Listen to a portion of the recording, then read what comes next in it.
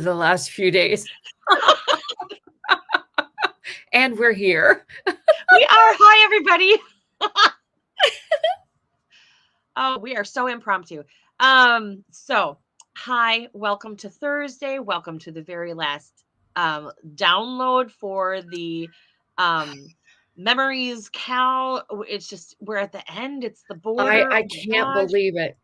I just can't believe it. We're Mm. technically not at the end just Yeah, because people have to do the border and then we're right. going to do, you know what? I think Monday we need to have a festival of finished blankets. We just Oh, that would be display them all fun. over the Facebook groups. Yep. Yes, And we yes. could do that all week because people will be finishing at different rates. Yep. Yes, for So, sure. And I know this is like going in a different direction, but don't stop making your blanket just mm-mm. because you're not at the same pace as everybody else. There is no behind. This is you do it at your pace anyway, and we're not going anywhere. So No, and keep I posting. wanna see those blankets in the Facebook group even if Yes. it's 6 months from now, because Heck yes. memories, we wanna just, check out all of the beautiful pictures. I love seeing all the different blankets. Me too. I've loved every iteration of them. Like every single one of them has just been so individual. Even if you were using the same colors, everybody did them different. Oh, yeah. Nobody repeated anything. So it was really fun to watch. Yeah, I have to say this has to be the most unique blanket I have ever done, or any project I have done, in the number of elements and techniques that we included, in the possibilities for creating your own out of one pattern. It's just Yeah. been an amazing experience. Well, and this is one of my favorite ways to do blankets, where you've got elements that even if you go back to it the next time, you can use your favorite squares and you can use your favorite sections and make something completely original. Which is what I want to iterate to everybody. Just because you've done this blanket doesn't mean you can't do another one from the Hmm. exact same pattern, because it is a mix and match. Take your favorite things, create a color palette, just there are so Hmm. many ways you can use this pattern other than what we've presented to you. Yes, absolutely. And that was one of the reasons why we were very specific about basing it off of a certain number of stitches, is so Mhm. that this could be something that you can mix and match. Yep. Once it's done, it becomes a whole new different pattern. Because Mhm. when we were in it, you were like, "Oh, well, I have to kind of wait for the next part because I haven't done that Exactly. part yet."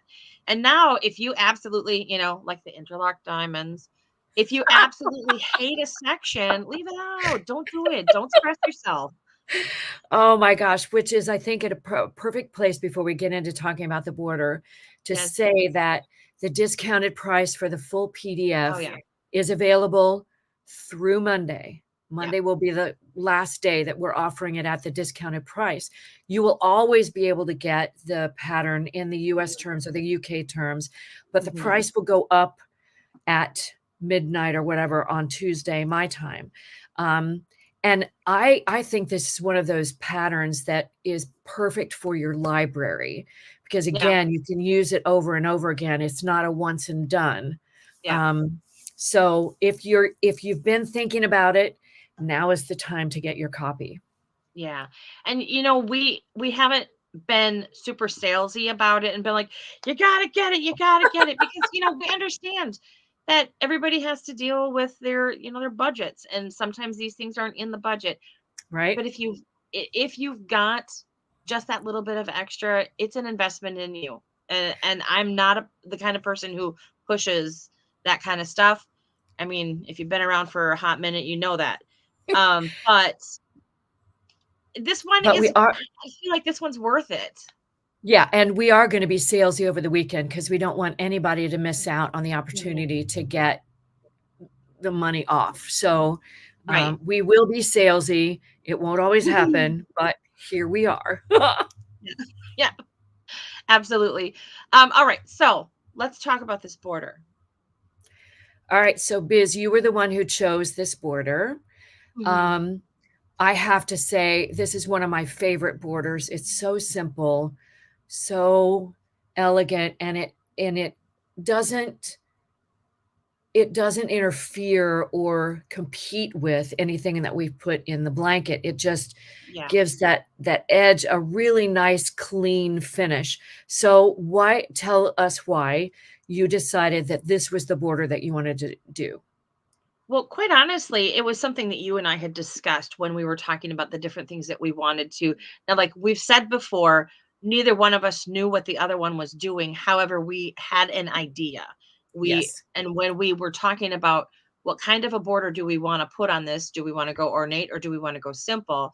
We both decided that it needed to be something simple because we were really putting a lot in the center of it. Mhm. So when it came to the point where we were putting the border on, I was like, a linen stitch is something very, and I've done it on other blankets that I've Mhm. designed as I well. have It, too. it just it caps it off without being too much. And you can play with it. I've seen people who have had the whole pattern and have completed the blankets and they've done a different color on every single row. So it really makes it very random. And that's one of the things I love about linen stitches. It gets almost mosaic in its feel. And by mosaic, I mean like painting mosaics, Mhm. where it's got that kind of it blends together feel. Um, but as far as the way that I did it, I wanted mine to stack on top of each other and just it so that's why I did the main color every other row. You don't have to do that. You don't have to follow that pattern. It's really individual. Well, that's exactly what I chose to do, was to randomly assign the colors, because Mhm. I've used the linen stitch, which is also called a woven stitch, because it has the effect of looking like you've woven the fabric Uh-huh. on a loom. Um, and so I had used it in another couple of designs where I had randomized the colors, and it makes it look like I've woven it through. So I didn't know that you had yes, I actually did, because I was working for your pattern. I saw that you had chosen the every other row for the round Mhm. for the main color. So I Mhm. decided to be different. So if you Mhm. look at the two of our borders, you can see Mhm. what the effect is if you choose a different Right. order of colors. Right. And the way that I did it, mine creates kind of a striped look as you're Mhm, going around. So that's why I did it that way because I'm a little bit of a weirdo. But I really love the random look of a mhm. linen stitch just because it has that I don't know, it's just so pretty. I don't know how to put it into words. It's simple but elegant, and that's kind of my Yeah. mantra in Madame Stitch. I just love that kind of border. Um, so there really aren't too many tips or tricks to this one. Mm. The only You've been thing pretty I'm oh, sorry, no, go ahead. you've been pretty specific about how many stitches to put along the sides and how Yeah. many stitches to work along the top. Yeah. Um, so I think the only trick is that one of the things that I have trouble with when I'm putting a border on a blanket, especially one as big as this one, Mm, the very first round is the foundation row, working a mm, single crochet all the way around to give stability to the mm, edge of the blanket, which it mhm, doesn't really have. And you've seen that because some mhm. of you are having to block your blanket before you proceed. There's just a little bit of instability on those end stitches. I'm sorry. So that first round gives you something to work from, Mhm. but you're talking about 205 single crochet along the Yeah. side. Yeah. So stitch markers become your very best friend in this blanket. Yes. Yes. And And that was actually something I threw into my email. It was like, "I'm gonna give you 2 free tips," and that was one of them. yeah, yeah. So I would say grab those removable stitch markers, figure out random or intervals that you want to set up Right. along the side of the blanket and how many stitches go in between so that Mhm. you can get those. It's easier to count that way, Mhm. and it's also easier to figure out how many stitches you need rather than just a bunch of Yes. 205. Yeah, because when you get to the end and you've got, 6 inches worth of blanket left and you're at 205 stitches, it's like, "Okay, now I get to rip all of That that back out." I mean, that really speaking from doesn't work. experience here, I've done that. So, Oh, yeah, honey, have you I done you that. wanna Oh, plan. man. Yeah.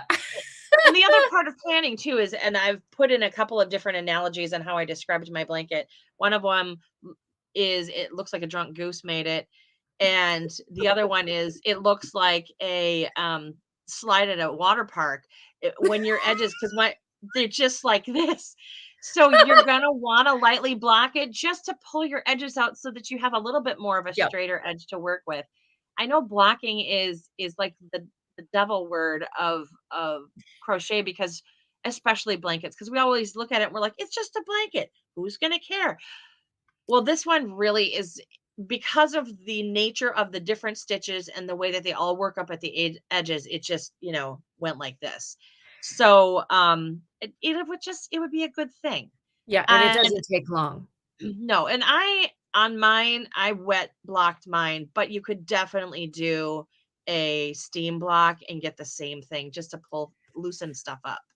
Right, so what I always steam block. I have a handheld steamer, um, but if the yarn has any acrylic in it at all, you have to be very careful about how hot you get a spot. So Mhm. I will lightly block, lightly steam one portion, but slowly move the handheld steamer so I'm Mhm. not overheating any one spot, and then I'll use my Mhm. fingers to massage it into place. Yes. Yes. And then just let it make sure that you let it completely dry, whether you've wet blocked it, Yep. spray blocked it, or steam blocked it. Yeah, because even my wet block, usually, if I put something on a wet block, and I blocked mine really hard, um, so because mine was super wonky, and I was trying to hit a particular inch width, Mhm. like, it still sucked back in even after I let it off the pins. So don't be shocked by any of that. Once you bring it off of your block and it comes back in by, like, a half of inch or whatever, don't worry about it. It really, like, at that point it really doesn't matter. Um Yeah. so, Yeah, the as far as blocking though, I just recommend it for this one especially. yeah, it's more of a convenience thing in this case, I think, than it Yeah. is to get your blanket to a certain size because your blanket is already a certain size. Yeah. It's gonna be wide enough to begin with, so and the border adds what? Maybe another couple of inches to the blanket, maybe Yeah. even more? Yeah? Yeah. And that's Probably the another other 2 inches to thing the sides. that we should mention is that this border can go as long as you want, as wide as you Uh-huh, want, or as for little as sure. you want. You just keep repeating, even though your instructions are very well writ out. Well, actually, you say repeat round 4. So once you get to round 4, you're just repeating what you did before. You can, Mhm. the sky's the limit. Yep, yep, for sure. And, it is by the time that I hit the last couple rows, I was done. Like, you get to a point where you're like, It's I'm big. I'm good with this. I'm okay with this." But you could even do picots on the edge. You could add fans to the edge. You could really play with Mhm, what you have established, because that very last row is a single crochet row that closes off all of the mhm. chain one spaces, Yep. and it just gives you a nice solid finish. But you could, off of that last row, get crazy again. Mhm. But because we've been working on this blanket now for a month and a half, we I probably know. just wanna finish up the last round of single crochet and call it Hallelujah. done. Yes. Yes. Yes, absolutely. I by the time, when we started this, I was like, gosh, this feels like it's taken forever. And boy, oh boy, that's going to be a really long count. But do you realize by the time that we hit the fourth week, I'm like, holy crap, where'd this thing go? This went so fast.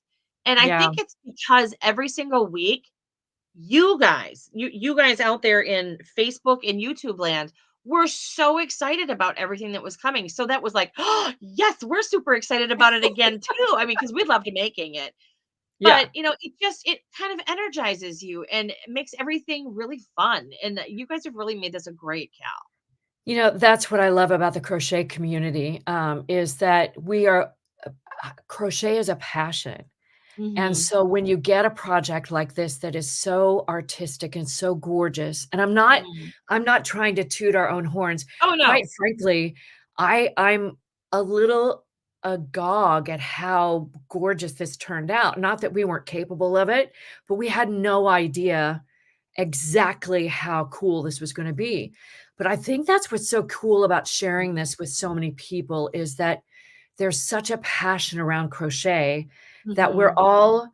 I'm we're all disappointed when it's over because now what are we gonna talk about? Well, we're Yeah, gonna talk about how to do certain techniques and, what was your big frustration this week and all of that, which yeah, tends to get dreary, and then there comes the next Cal, and we're gonna treat you to whatever we have going on, and it's just a great way to come together as crocheters yeah, and enjoy the craft. yeah, it is. And, I think I loved the most, everybody's interpretation of the Mhm. different stitches. Uh, and some people, we kind of had a feeling that some people were gonna love certain parts and some people were gonna hate certain parts. And, as as expected, the interlock diamond was the big hoo-ha of the blanket, and I knew that it was gonna be dramatic. But there were people who were like, "I'm just as obsessed as you were. I have to make this for everything I've." And it's like, "Yes, okay." I mean, like, I wasn't crazy. So it's just, it's just such a fun way to connect. Yeah, there's so many good things that came out of this blanket. I'm so excited for it. So, Yes. ah, I I guess know. this is our last live for this particular blanket, unless we decide we need to come on again somewhere in the future and go, "You Right. guys remember that memories blanket? Hey. Let's talk about that a little bit." Yes. Yes, definitely. I'm gonna plug tomorrow's podcast Mhm. because we are continuing with our springtime crochet, and the next podcast we are focusing on crocheting for kids in the spring. So we're going to have a lot of toy suggestions and garments and accessories and yada yada. So come join us. It's going to be 1 o'clock Central, 2 p.m. Eastern. We are on Facebook and YouTube, intergroups, and etc. So just come hang out with So if us. you can't be with us and comment, if you do, it's available for replay in both the group Oh yeah. and, on YouTube, so you won't be able to miss it.